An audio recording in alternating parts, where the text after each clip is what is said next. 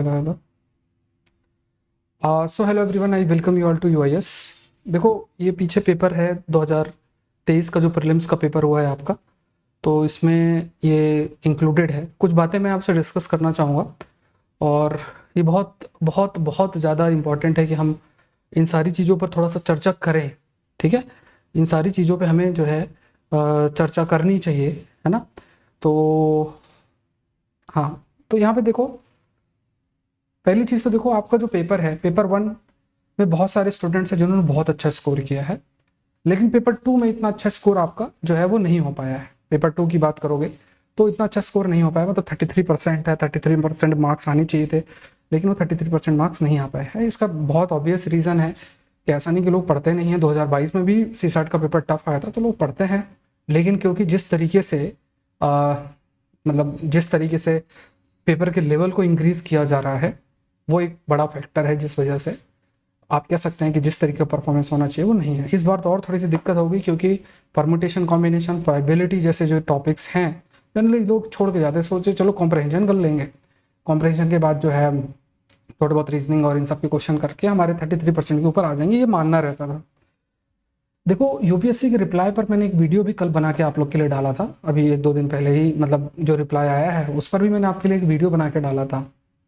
और उस वीडियो को भी अगर आप देखो, वो जो वीडियो है उसको जो मैंने आपके लिए बना के डाला था, तो उस वीडियो में एक चीज़ जो हाईलाइट भी हमने की थी, डिस्कशन भी किया था कि यूपीएससी के द्वारा, यूपीएससी का जो पेपर आ रहा है और उसका जो एक आप कह सकते हैं एटीट्यूड है, वो क्या है। यूपीएससी ने क्या कहा, यूपीएससी ने कहा कि देखो, 10th लेवल के क्वेश्चंस थे और विदाउट फार्मूला किए जा सकते थे। अब ये बहुत ही मतलब ये एक स्टूडेंट ही समझ सकता है 10th लेवल के क्वेश्चंस क्या होते हैं। अब अगर ABCD 1 2 3 को ही हम क्राइटेरिया मानेंगे तो फिर तो 5th क्लास के लेवल को भी कह सकते हैं 5th लेवल की क्लास थी, मतलब क्वेश्चंस थे। बट ऐसा नहीं था। लेकिन जिस तरीके का रिप्लाई कैट में फाइल किया गया है यूपीएससी के द्वारा, एक चीज़ तो श्योर है, वो ये है कि यूपीएससी जो है अपने पूछने के तरीके में इतना बदलाव नहीं लाएगा। थोड़ा बहुत लाना तो ले आएंगे, लेकिन ये लोग नहीं लाएंगे। तो हमारे पास ये ऑप्शन नहीं कि हम जाके अभी कुछ करें, क्योंकि बहुत मुश्किल होगा कि वो लोग अपने आप को इतना तेज़ी से चेंज करें, है ना, बहुत मुश्किल होगा। लेकिन अगर वो है तो वो तो चलो अलग बात है, लेकिन यहाँ पे हमें समझना है कि अपने आप को तो तैयार करना ही पड़ेगा इस लेवल के लिए। अब इसके लिए कैसे तैयार करें, ये बहुत ज़रूरी है समझना है। देखो, ये सीसैट है ना, इसमें यूपीएससी ने एस तो माना ही नहीं है। अब जिस तरीके का क्वेश्चन है, सीसैट नहीं है, कैट हो गया है। सीसैट में एस साइलेंट यूपीएससी ने मान लिया गलती से, और उसने कैट के लेवल का पेपर बनाना शुरू कर दिया। अब ये चीज़ आप देखो, बहुत ज़रूरी बात है कि अगर अगर कैट के एग्ज़ाम को देखो तो उसमें 33% 40% में लोग 99 परसेंटाइल ले आते हैं, और यहाँ पे आपको 33% क्वालिफाइंग हो रहा है। तो आईएम में एडमिशन भी दे दो, इसी में आईएम का एग्ज़ाम भी कंसिडर कर लो इसको, जो आपका पेपर कैट के लेवल का बना रहे हो तो उसको उस तरीके का दर्जा भी दो। क्योंकि 33% लाना, अगर आप कैट का लेवल का पेपर ला रहे हो, इसका मतलब आप एक्सपेक्ट कर रहे हो कि ना, भले वो परसेंटेज 33% है, बट परसेंटाइल देखोगे तो वो तो फिर 99 के ऊपर जा रहा है ना। सिंपल सी बात है। दूसरी चीज़ क्या है कि अगर हमें अपने आप को तैयार करना है तो तैयार हम कैसे करें, ये बहुत ज़रूरी है। अगर हमें अपने आप को तैयार करना है तो वो तैयार कैसे करें, और तैयार नहीं करेंगे तो फिर साल पे साल खराब होंगे, क्योंकि जितना भी पढ़ लो प्रीलिम्स ही नहीं निकलेगा तो क्या मतलब है। तो इसमें एक मेरी तरफ से आप लोग को सजेशन है, ये चीज़ बहुत मैटर करती है। देखो, असल में है ना, इसको बहुत ही ओपन माइंड से इस बात को समझना और सुनना। देखो, अगर इन क्वेश्चंस को आप देखोगे ना, ये जितने भी क्वेश्चंस आपके अलग अलग तरीके के जो ये क्वेश्चंस हैं, इन क्वेश्चंस में ज़्यादातर, मतलब आप ज़्यादातर क्वेश्चंस देखोगे ना, इनमें फॉर्मूले की ज़रूरत नहीं है आपको। जैसे मान लो ये क्वेश्चन है, इसका रिमाइंडर है तो इससे रिमाइंडर थ्योरम होती है, ठीक है, आप डिवाइड करके फटाफट आप निकाल सकते हो क्या है इसका, ठीक है। इसी तरीके से ये क्वेश्चन है, इसको भी आप निकाल सकते हो। लेकिन देखो क्या होता है, ऐसा नहीं कि आप इन क्वेश्चंस को कर नहीं सकते हो। पॉइंट क्या होता है कि ये जो नंबर सिस्टम के क्वेश्चन है, परमुटेशन कॉम्बिनेशन के क्वेश्चन है, प्रोबेबिलिटी के क्वेश्चन, ये फॉर्मूला रट लिया उससे नहीं होने वाले हैं।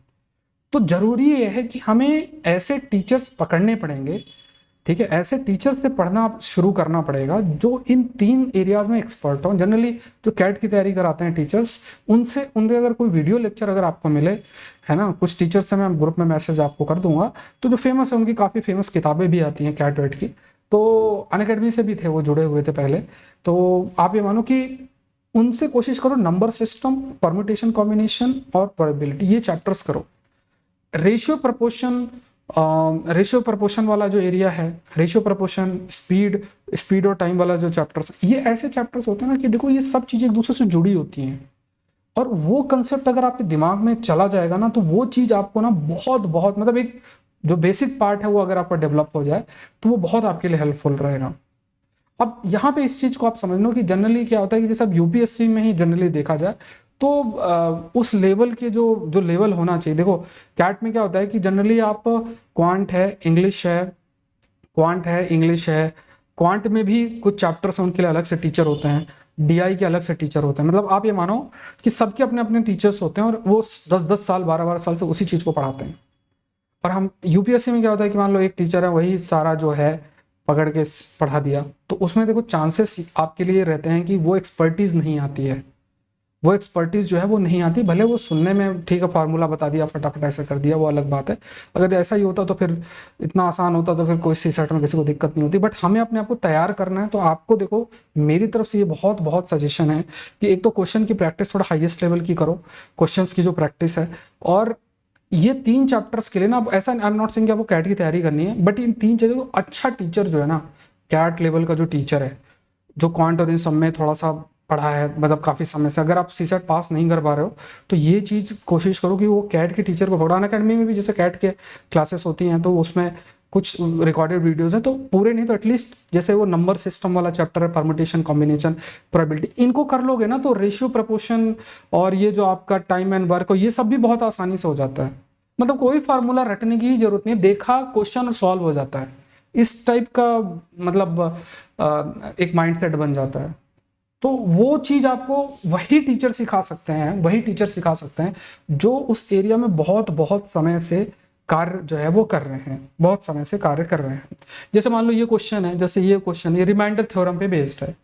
रिमाइंडर थ्योरम अगर आपको हमें पता ही नहीं तो क्वेश्चन को हम पहले मल्टीप्लाई करेंगे, फिर 100 से डिवाइड करेंगे। ऑल दो इसमें आप 5 और 2 को कॉम्बिनेशन देखोगे और उस टाइप से निकल आएगा, लेकिन पॉइंट ये है कि मान लो ऐसा और भी थोड़ा सा मान लो फैक्टोरियल में इसमें दे दिया और रिमाइंडर थ्योरम पे पूछ दिया, तो हमें पता होना चाहिए। अब वो कैलकुलेशन, दूसरी चीज़ क्या है कि आपका माइंड बहुत तेजी से कैलकुलेट करे। तो जैसे 1/2, 1/3, 1/4, 1/5, 1/6, 1/7, 1/2 50%, 1/3 33%, 1/4 25%, 1/5 और 20%, 1/6 जो है आई थिंक कितना होता है, वो कितना हो गया, मतलब 1/6 ऐसे कुछ 14-15% इस टाइप का। ऐसे थोड़ा ये याद रहे परसेंटेज में कैसे किसको अप्लाई करते हैं, 20% इंक्रीज होगा तो इतने % डिक्रीज होगा, इस टाइप की चीज़ें हैं। और ये चीज़ आपको अपने आप को मतलब करना पड़ेगा, और ये खुद से करने जाओगे ना नहीं होगा, मतलब अभी तक हुआ नहीं तो अभी कैसे। इस समय तो एक टीचर्स को पकड़ो, अच्छे टीचर को ना, कैट के टीचर को पकड़ो अगर आप अपने साल खराब नहीं करना चाहते हो। सीसेट ठीक है, ये चीज़ थोड़ा सा ध्यान में रखना है। कुछ नाम मैं आपको रिकमेंड कर दूंगा, तो ये पकड़ो जो इस एरिया में ना 10-10 साल से घुसा हुआ है, उसको पकड़ो, उस टीचर को पकड़ो। वो टीचर जो है वो आपको बताएंगे, अच्छा करवाएंगे। और देखो मैथ्स होती है, उसमें कोई ऐसा नहीं कि यूपीएससी की अलग होगी उसकी अलग होगी, जो एप्टीट्यूड वाले क्वेश्चन है वो वैसे के वैसे होते हैं। अगर आप हाईएस्ट लेवल के करके चले जाओगे तो ये ठीक है, और 1.5-2 घंटे अगर आप दे रहे हो तो आपके साल तो बच जाएंगे यार। अब देखो, अब आपने जीएस में 100 के ऊपर स्कोर किया है, यहाँ सीसेट में रह गए हो तो क्या मतलब है। समझ रहे हो कितना साल भर खराब होता है, कितना डिमोटिवेशन होता है, कितना मन के अंदर दुख होता है। ठीक है, सब बातें हैं, थोड़ा सा ध्यान रखो। तो मेरी तरफ से आपके लिए सजेशन है कि ये ज़रूर से अपने तैयारी में ये है, और ये जो ट्रेंड चलेगा कि 100 घंटे में पूरी मैथ्स और 50 घंटे में पूरा ये, इन सब में मत जाओ। मैथ्स प्रैक्टिस से ही अच्छी होती है। रीजनिंग, मैथ्स, क्वांट, जो भी चीज़ आप करते हो प्रैक्टिस से ही होती है।